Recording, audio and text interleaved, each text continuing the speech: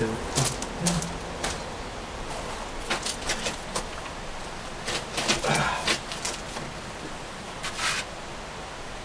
Hello everybody, welcome. Well, we're still here with the kiln progressing. I just wanted to show you where I was at.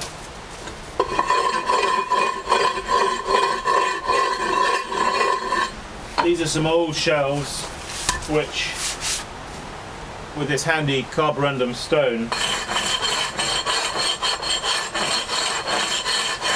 I have been cleaning off.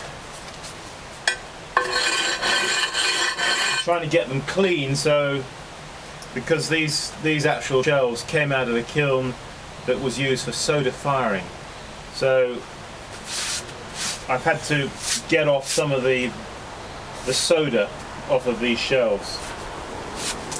Luckily there wasn't too much.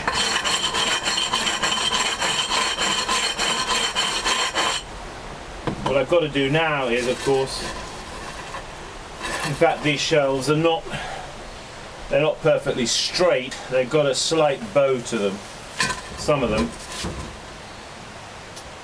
So it may be a case of putting them the other way up, so to get them to bend back the other way, you know.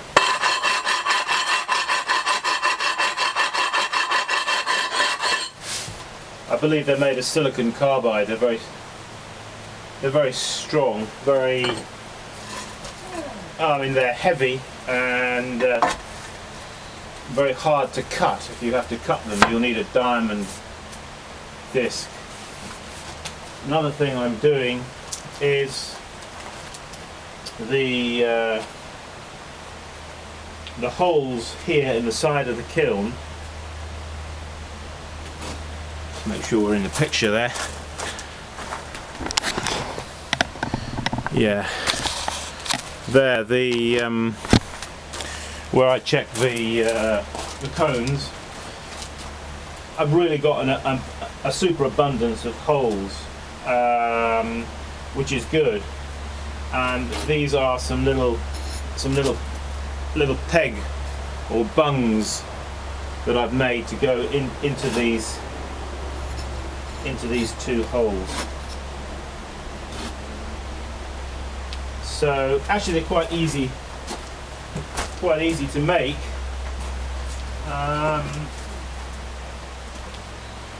With the soft piece of soft brick, and I use a hacksaw just to cut a small rectangular piece, and then with a file, because they're soft, with the file I can easily shape them into this conical shaped bung which will plug up the hole. So that's those two, they're done. Yeah, we've got the bottom shelf in situ, and I want to show you the chimney. Let's bring the camera around just to show you the chimney. I'll just get some light pointing in that direction. So let's just unclip from the tripod here. Yeah, the chimney. Well, the chimney's there. Let me see if I can unclip this light. Give us a bit more light. That'll be better. I want to show you how I've done it, because I want to show you the manner of which I've done it. You see, this whole chimney stack here, you see, is resting on those bricks. All right. Now, to keep the chimney stack from falling, I don't know if you can see, but there's wire there. You see the wire, and that goes all the way around the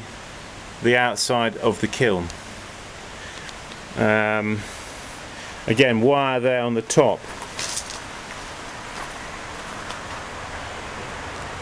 Just held onto the handle there, you see, just keeping it in. And then more wire there, further down. Just knotted off and twisted. You see, what I want you to see is, it may not look high-tech. In fact, I'm always amazed when I look at kilns. I remember some of the old kilns that my father used to fire. I remember thinking, my goodness me, Father, are you serious about really firing this thing? You know, it seems to be half falling to pieces, and you know, it looks in a terrible state. But used to fire really well. So the important thing is with a kiln that the main considerations are addressed, you know, in relation to the input and the output, and the balancing the burners with the chimney, etc. Now I've got some little deflector bricks down there. You may be able to see one down there, and there's one over also on the other side down there. That's set at 45 degrees to the burner. That's going to throw the flame up. Okay. Just show you the size of this chimney, just to give you some idea. There he is. That's the chimney as we look down inside. See, it doesn't really matter if it doesn't look 100% pretty, if it works. Once I've got the thing working, I can attend to the cosmetics, as it were, and make it look beautiful. Now, the burners, let's just give you a bit of detail here on what's going on. You can see there how I've cut the tin on the outside, and I can balance the light here. Ooh, hang on. Oh dear. I'm getting reflections off the side of the kiln, that's the problem. I'll hold it in my teeth.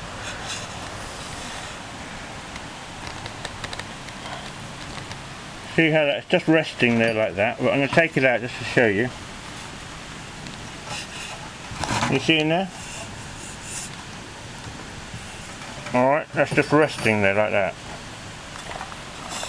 And then I've got a couple of my raku bins with a brick on top, you see? And that's holding the burner like that. And same on this side. Holding them, just resting on top of the bins there, and then supported there like that.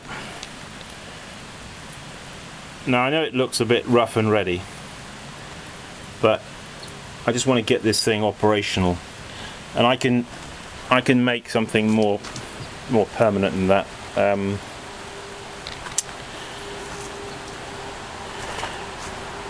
When I'm more confident that everything is working as it should be. Now that should be okay for the chimney. Now some people have said, I think you Chris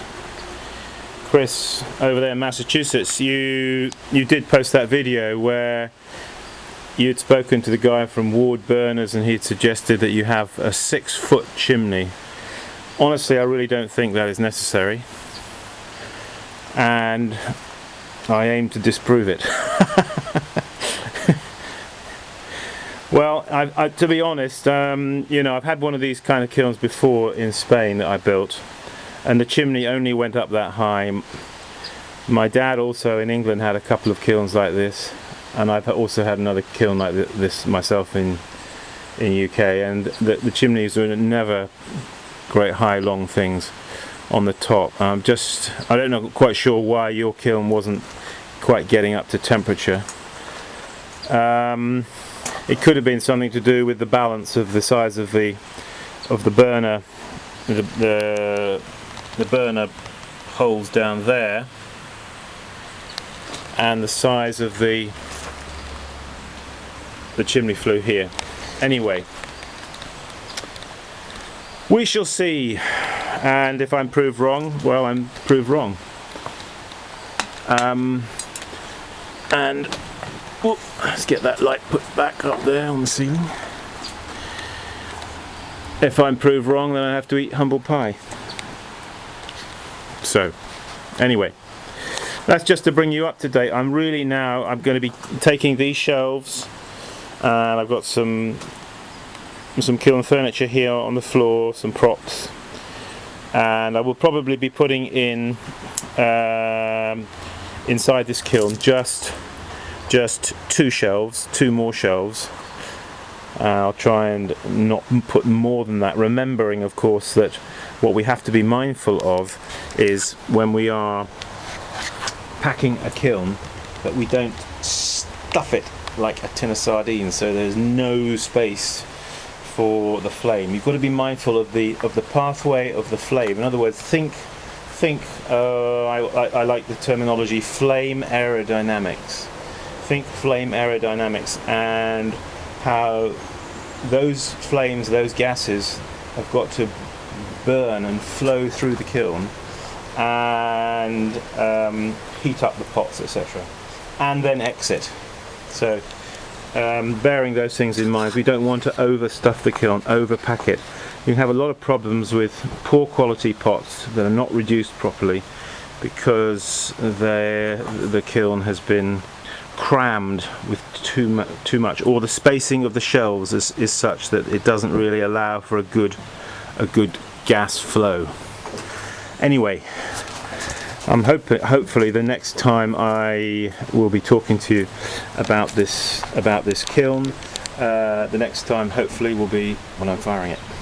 Anyway, I'm practicing, and as my brother Johnny would say in Muchelney Pottery, Somerset, England, potters of the world, ignite. Okay, take it easy. Bye bye.